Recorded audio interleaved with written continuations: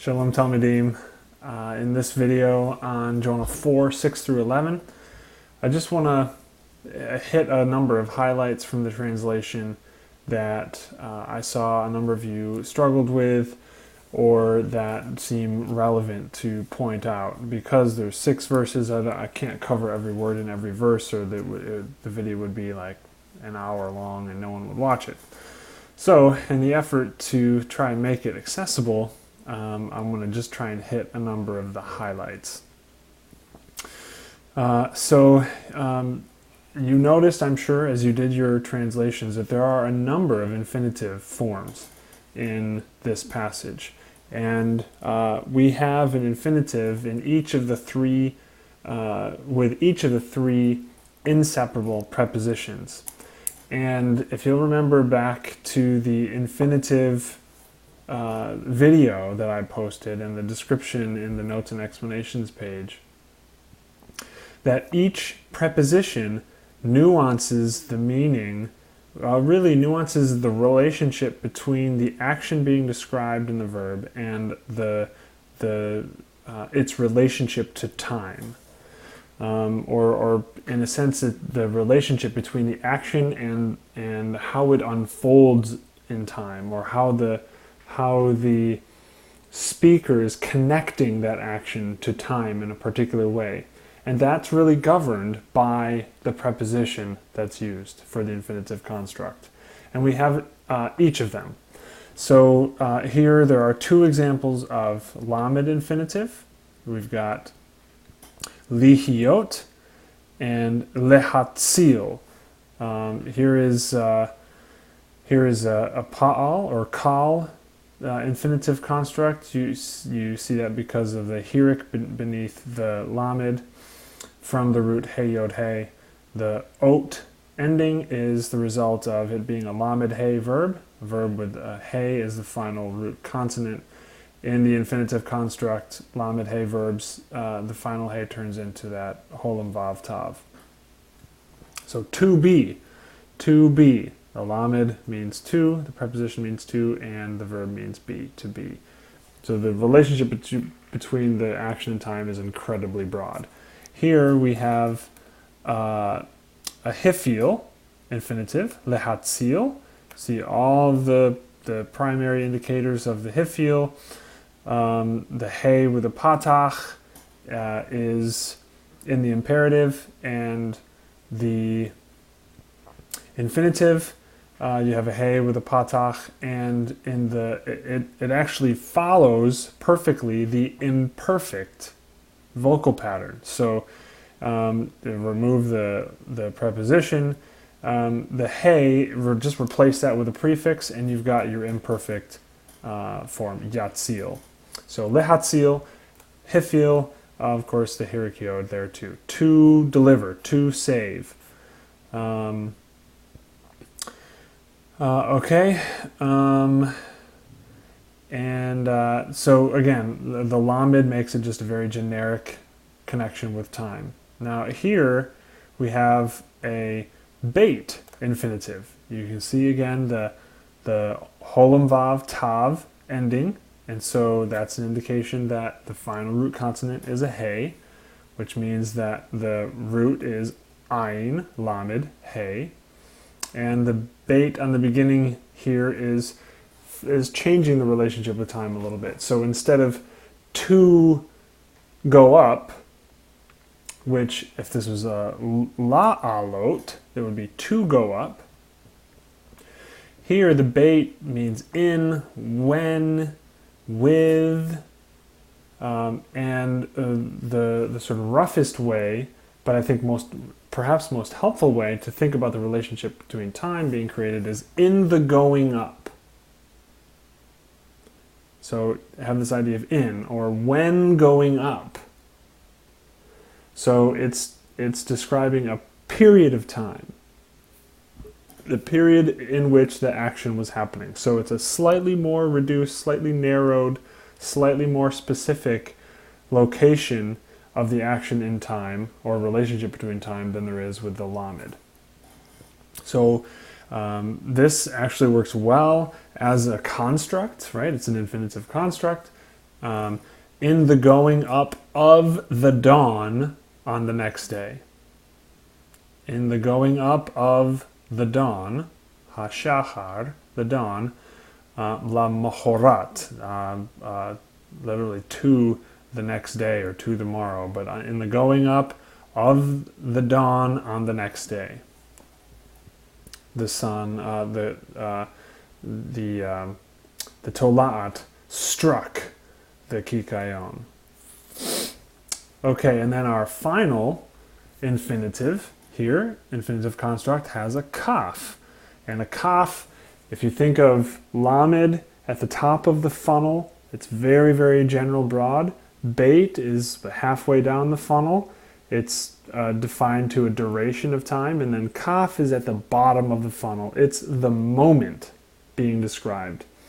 So that moment isn't identified as past, present, or future, right? It's not a tense in that way. It's not past, present, or future. It's just the moment the action took place is how it's being described by the speaker, in this case the narrator. So vayihi kizroach hashemesh, and it happened when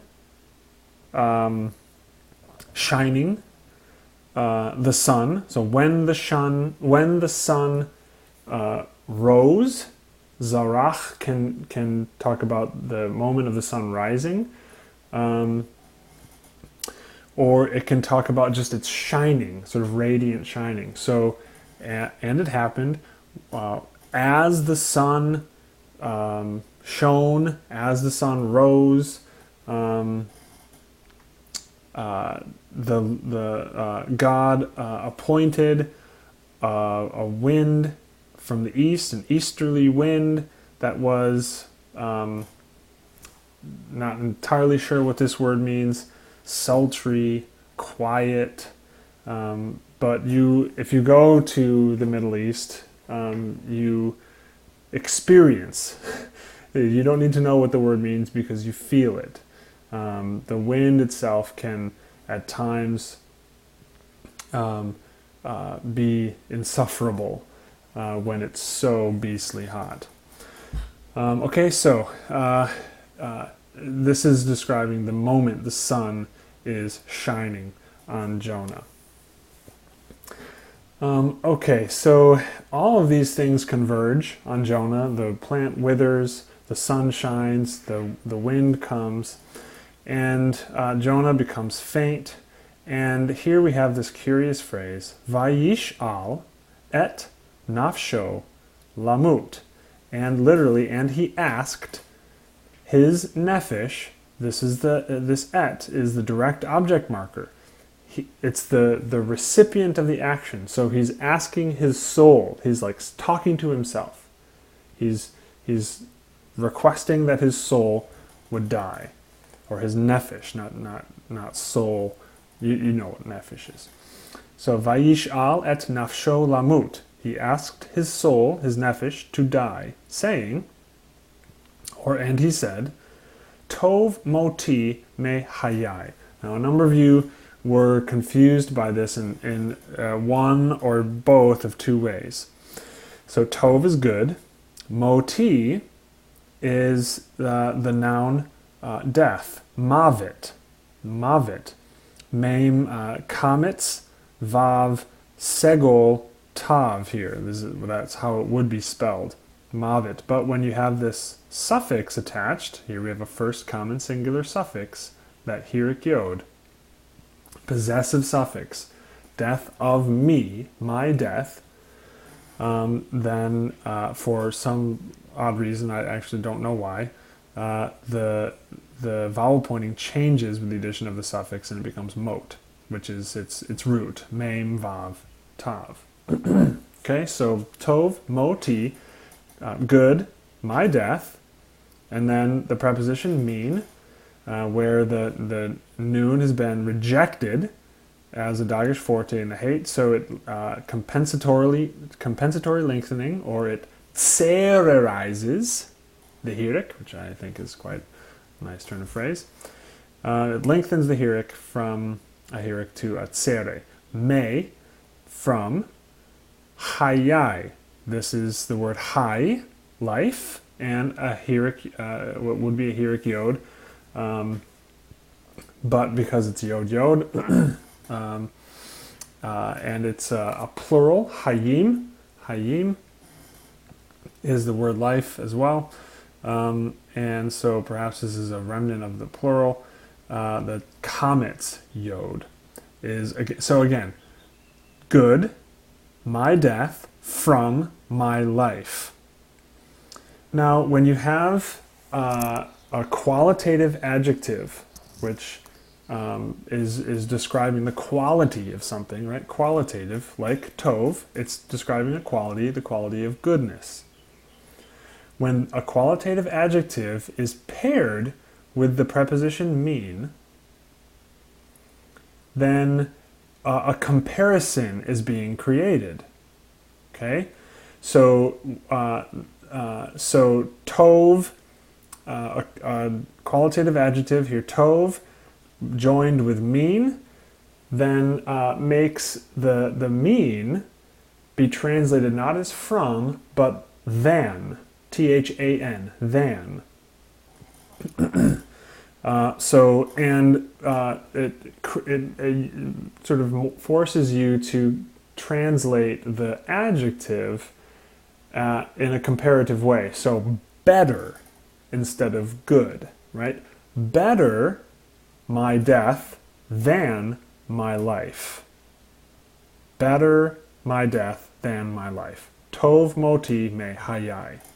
Okay, it's a nice, wonderful phrase to memorize and use with your children or your spouse or your friends when they're asking you to take out the trash or something like that.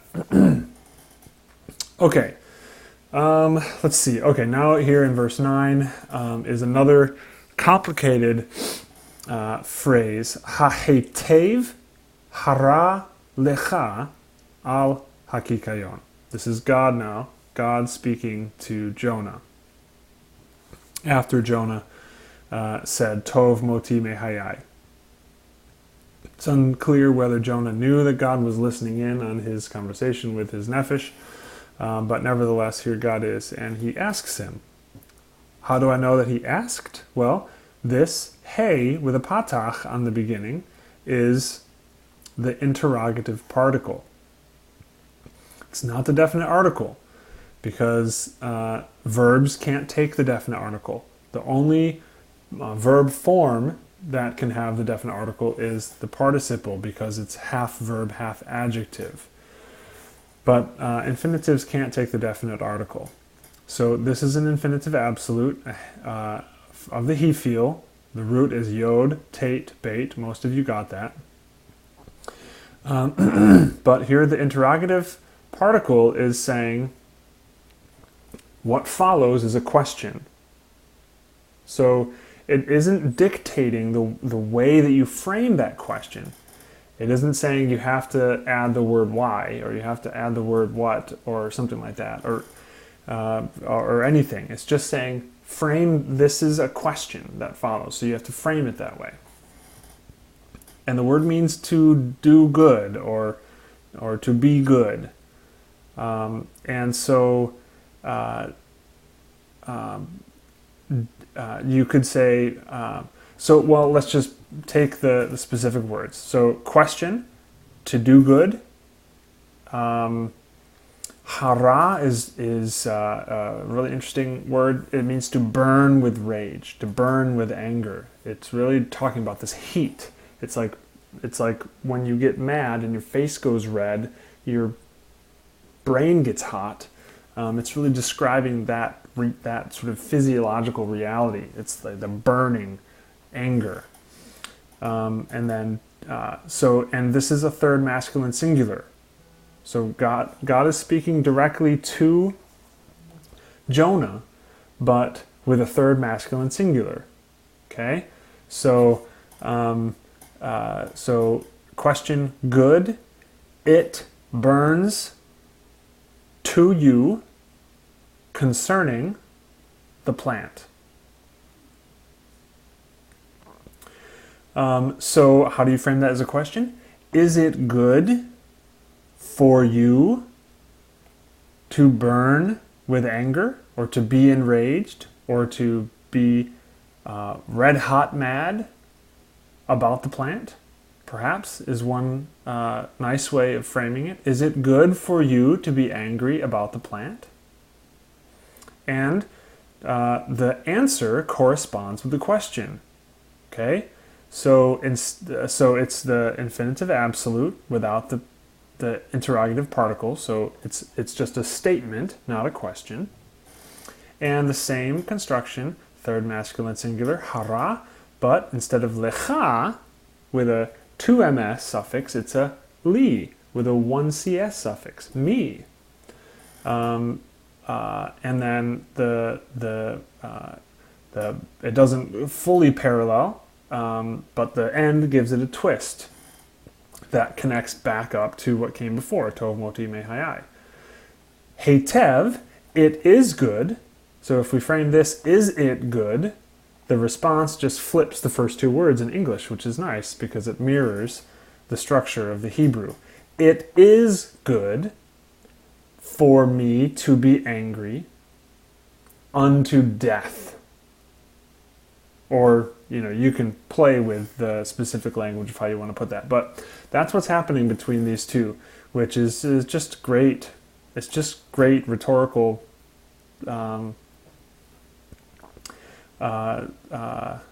use of language. Let's see, what else? I just wanted to point out one more thing here in God's speech. This is in verse 10. A kind of confusing contraction here that we don't see too often. So just for some context, God is the Lord now, Adonai instead of Elohim, which was using above. It says, okay, you had compassion on the plant, asher lo amalta bo, that not you worked on it, on which you exerted no effort, velo gidalto. Okay, I want to talk just briefly about this word, velo and not, gidalto. Okay, it's a very clearly PL perfect form. You got the hirik followed by the patach, which is the pointing of the second and first person for the PL perfect. You got the dagish forte in the middle root letter, clearly PL. But what is this ending? Tav holim vav. Well, what it is, you know from context that it's a second person masculine singular verb, because God is continuing to speak these words to Jonah. And this is following the exact same structure as the word preceding it. That you didn't work on it, and you didn't, whatever gidalto means, you didn't raise it, you didn't make it big. So actually what we have here is the second masculine singular affix, which you can see here, ta. But when it has this third masculine singular suffix on it, the comet is lost and the affix and the suffix contract. It's like can, not, can't. It's like gidalta, o, gidalto. Okay? So second masculine singular, PL perfect, with a third masculine singular suffix. You grew it. You raised it, not. Okay, then finally, this peculiar Shebin Laila Haya Uvin Laila Avad. Sheen here is the contracted form of Asher, that which, who. Being is the construct form of Ben, son. So, again, still talking about the Kikayon. Who, and then implied was, a son of night. Okay, oh no, actually I'm sorry. Was isn't implied because it's here. Haya, it was. So, so a son, a son of a night it was, or it existed, in other words, came into existence. And a son of a night, it perished. So the word ben is used in Hebrew fleetingly in the Bible, but actually it's used presently in modern Hebrew to talk about age. So I would be ben shloshim v'hamesh, a son of 35, 35 years old. And so the plant is a son of a night. It came into existence in a night and it perished in a night. It's a day old, basically.